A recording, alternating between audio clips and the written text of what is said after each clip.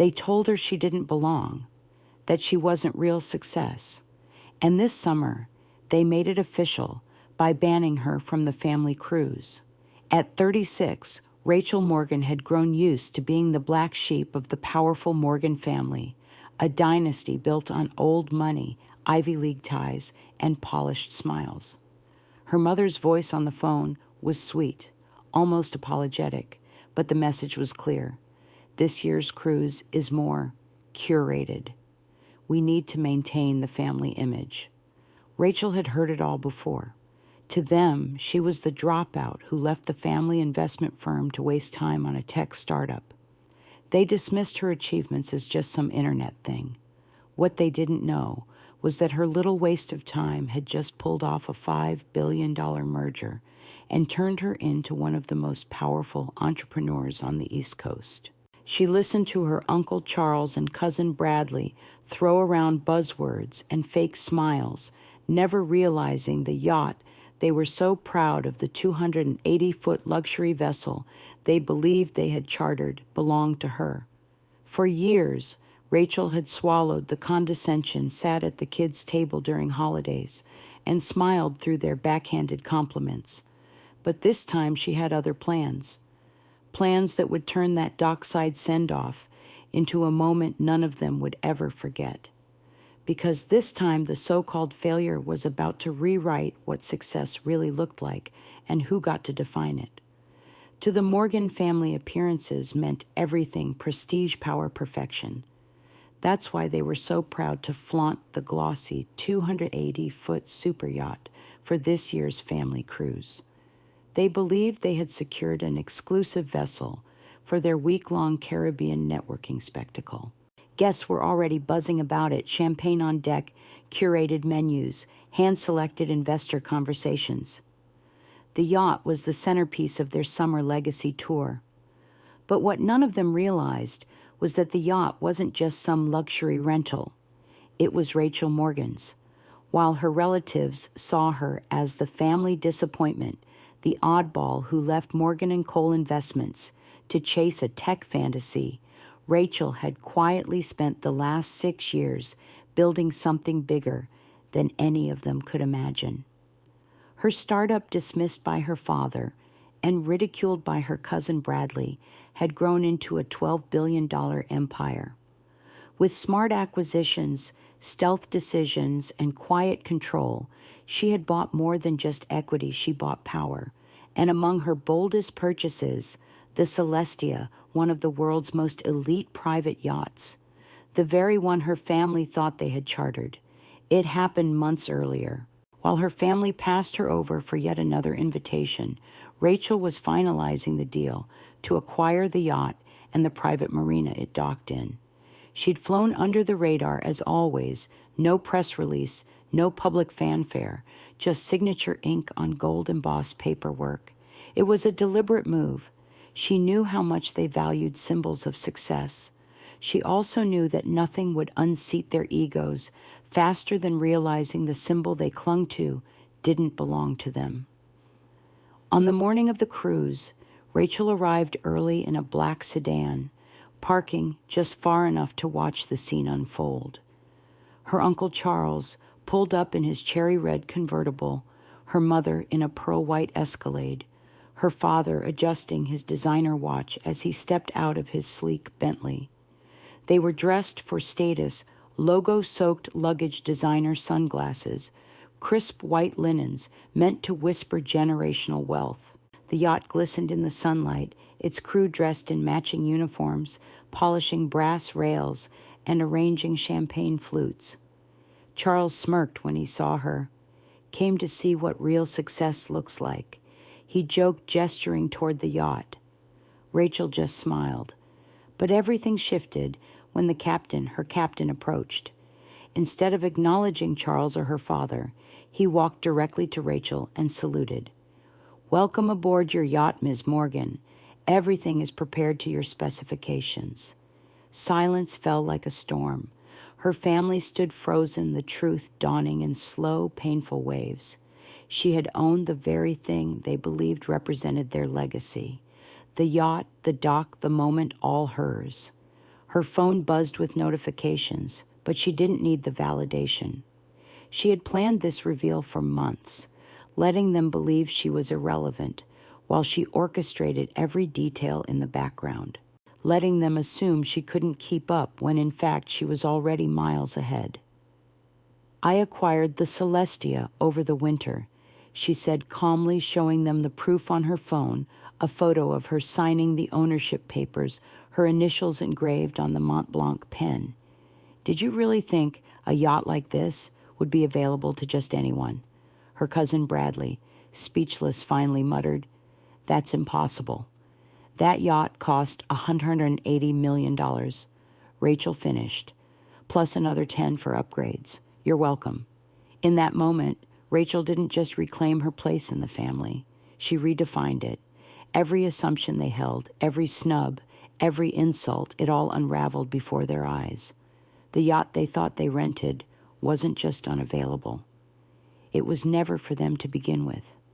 And the woman they dismissed as a failure, she was the one now setting sail, not just into open waters, but into a legacy entirely her own. It was supposed to be their grand entrance, a picture-perfect moment of legacy, wealth, and prestige.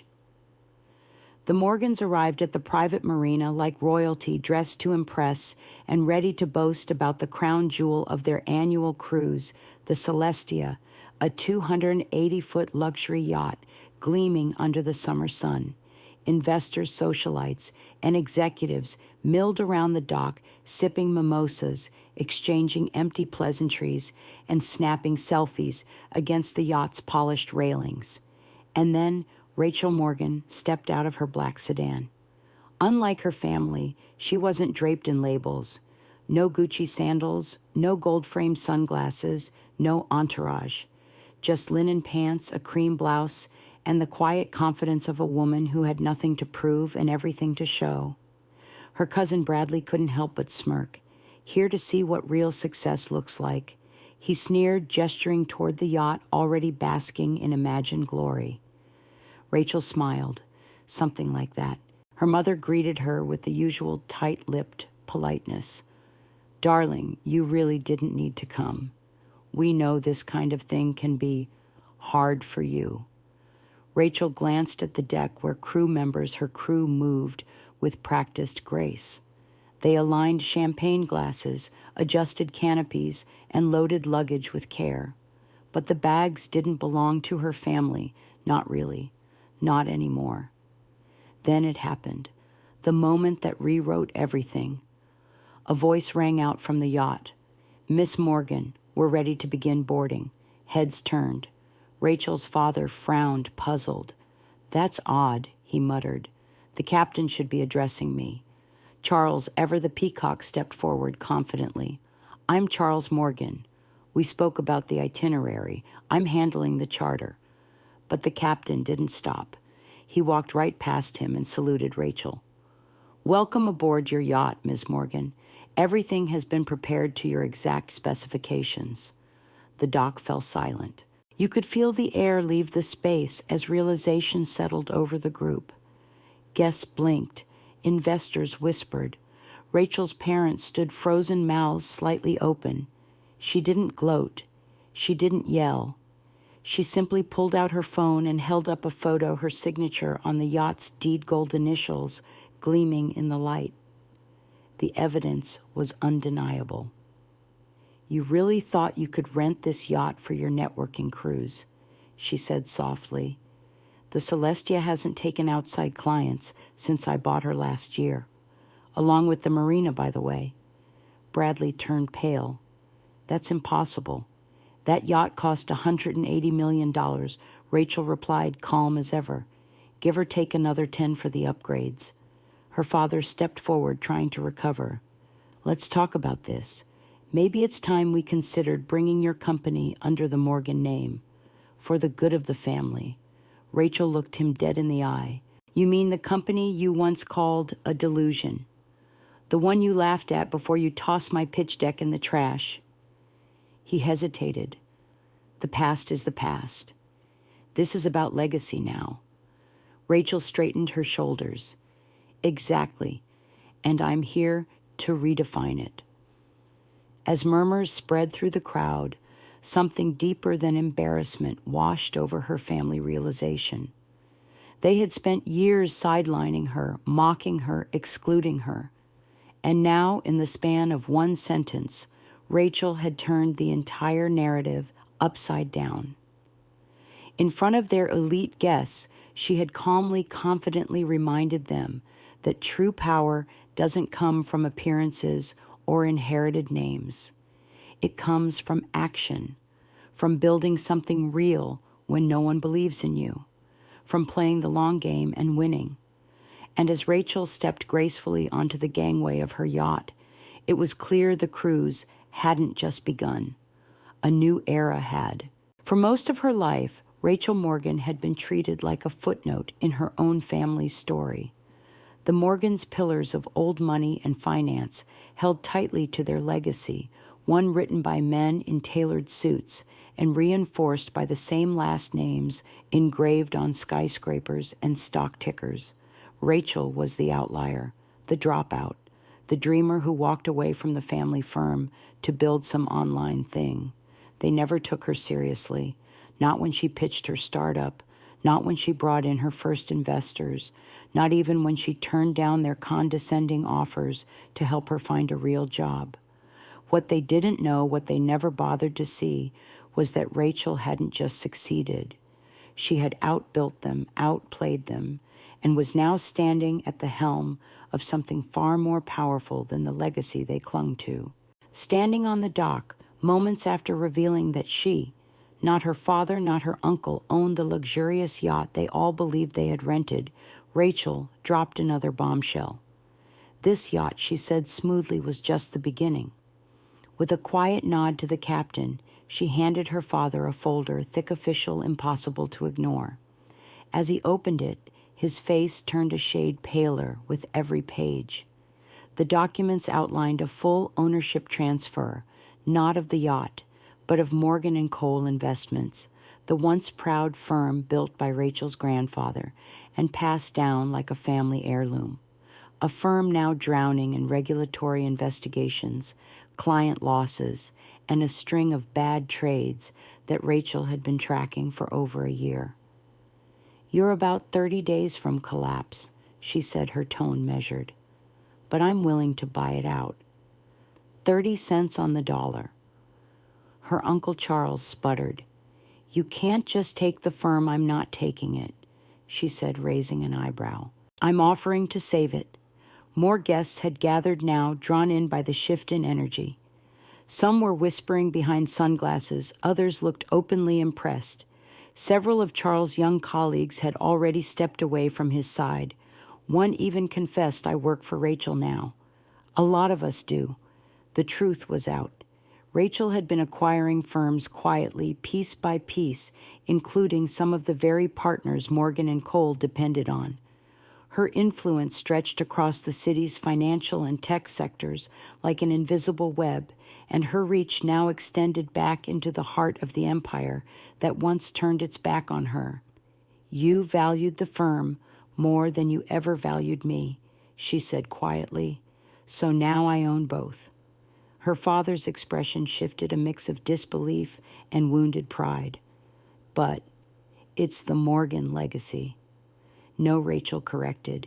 "It was. Now it's mine, and I plan to build something better." That was the heart of it. This wasn't about revenge. It wasn't about proving them wrong, although she had in spectacular fashion. It was about rewriting what legacy meant. For her legacy wasn't defined by inherited wealth or exclusive yachts. It was about creating opportunities where none existed, building with purpose, leading with vision. As the crowd parted for her, Rachel stepped back onto the yacht, leaving behind the stunned silence of a family forced to reckon with a truth they had refused to see. The daughter they called a disappointment was the future they never saw coming. She didn't need their approval anymore. She owned the name. She owned the firm. And from that moment forward, she would own the narrative too. At first, no one moved. The dock was frozen in place. Expensive sunglasses halfway lowered, champagne flutes gripped just a little tighter. Conversations paused mid-sentence. Rachel Morgan's revelation had landed like a thunderclap in the middle of what was supposed to be the Morgan family's finest hour. They had strutted into the marina with the swagger of royalty, Rachel's father in his tailored blazer, her cousin Bradley tossing jokes like breadcrumbs to a crowd of investment protégés, and her Uncle Charles already boasting about their exclusive charter as if he owned the water itself. For them, this cruise was a performance, a living exhibit of the Morgan name, reputation, and supposed relevance. But as the yacht captain strode past them to salute Rachel, everything shifted. "Welcome aboard your yacht, Miss Morgan," he said clearly for all to hear. And just like that, the illusion shattered. The people surrounding them, the hedge fund managers, the VC reps, the founders and influencers were no fools.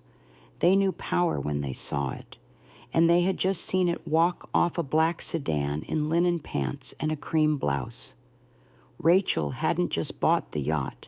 She had bought the story they thought they were still in control of. For a beat, no one knew where to stand physically or socially. Bradley, cheeks now visibly flushed, tried to salvage the moment with a forced laugh. "Okay, so maybe we underestimated you." Rachel met his eyes. "You didn't just underestimate me. You ignored me, mocked me, shut doors you thought I wasn't smart enough to open." Her mother finally spoke, her voice cracking with emotion.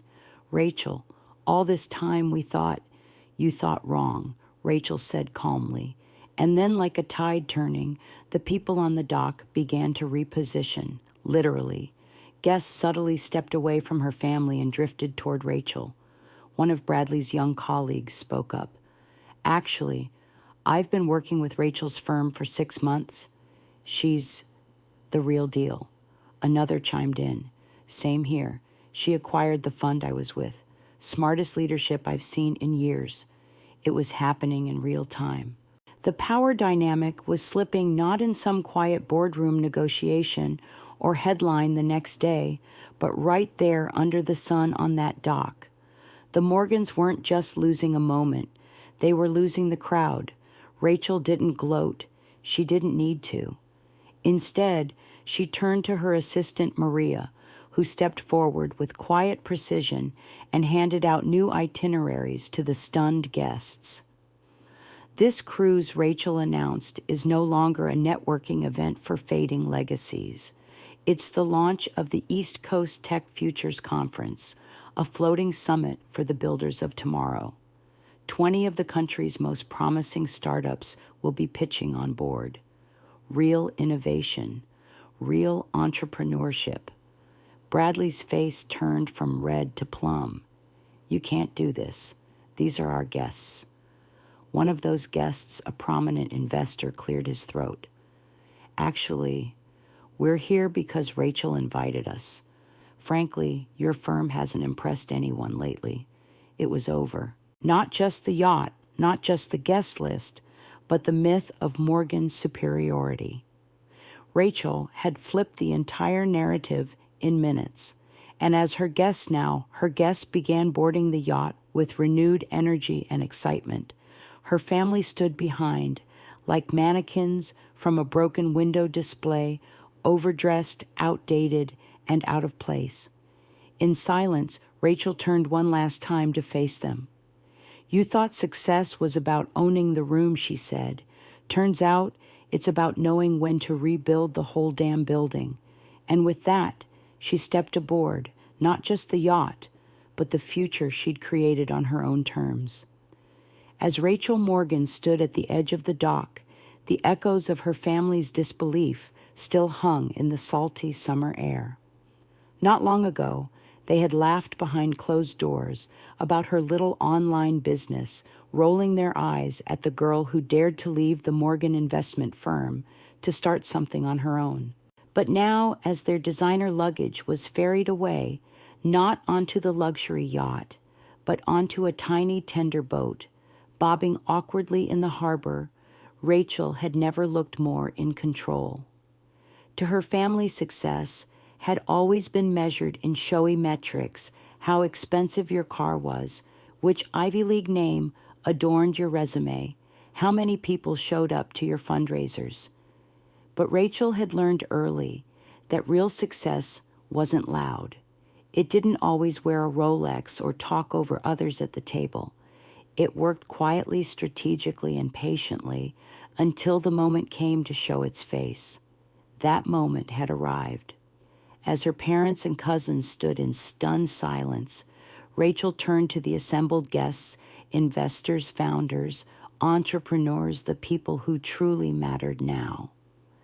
"Let's talk about legacy," she said, "but not the kind you inherit, the kind you build." She raised her glass and with that one sentence redefined the narrative her family had spent decades clinging to. No more smoke and mirrors. No more empty wealth passed from one entitled hand to another. This cruise, now rechristened as the East Coast Tech Futures Conference, would spotlight those who had earned their place through innovation, perseverance, and grit, not last names. The crowd responded with polite applause, but more than that, with movement, literally. They stepped toward Rachel. People who had been her father's business allies now leaned in her direction. Several of Bradley's supposed protégés were seen quietly slipping away from the Morgans, offering Rachel discreet nods of respect. Her mother, seated awkwardly on a nearby bench, watched it all unfold with a stunned expression. For decades, she had worked tirelessly to polish the Morgan image. Impeccable garden parties, curated guest lists, magazine-worthy family portraits. Yet, not once did she think to ask her daughter what she'd been building on her own. All this time, her mother whispered, "You let us believe you were a failure." Rachel's expression softened, but only slightly. "I wanted to see how far you'd go, how much you'd enjoy leaving me out." Her father stepped forward. "But we're family." She looked him in the eye. "Were we family when you tossed my pitch deck in the trash without even reading it? When you called me a liability to the Morgan name?" No answer. Because deep down they knew the truth. They hadn't just dismissed her, they'd erased her. And yet she'd used that silence as fuel.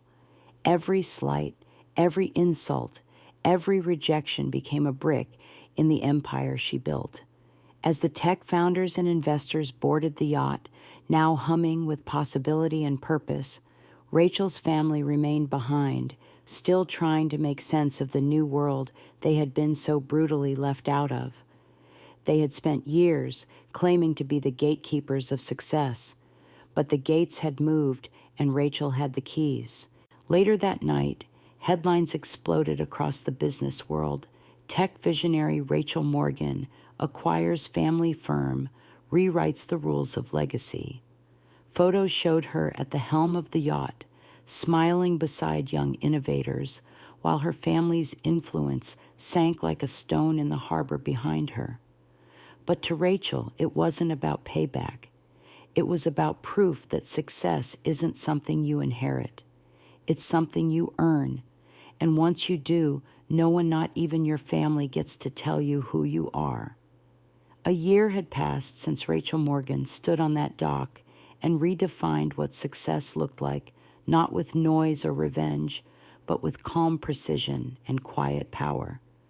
Her family had returned home to smaller offices, empty bank accounts, and public disgrace, while Rachel kept building. She launched a tech incubator for underrepresented entrepreneurs, the very kind of people her family once overlooked. No press release could capture the full circle moment of seeing others rise, where she once stood underestimated but unbreakable. When her family finally reached out, it wasn't with yachts or gala invites, but with a simple dinner in a modest Italian restaurant. No photographers, no velvet ropes, just apologies, some sincere, others hollow. And Rachel, wearing the same white blouse and linen pants from that day on the dock, reminded them and herself that legacy isn't about how much noise your last name makes. It's about how much impact your actions leave behind. Success is not inherited, it's earned. It's in the late nights, the silent tears, the quiet resilience when no one claps for you. The world may write you off, but you get to write the ending. And sometimes the most powerful thing you can do is show up, stay true, and let your work speak louder than their doubt. Tell me your story. Have you ever been called a failure, ignored, underestimated? Drop your experience in the comments. I want to hear it. Let's lift each other up. If you believe in quiet strength, second chances, and rewriting the rules, subscribe to this channel. We're just getting started.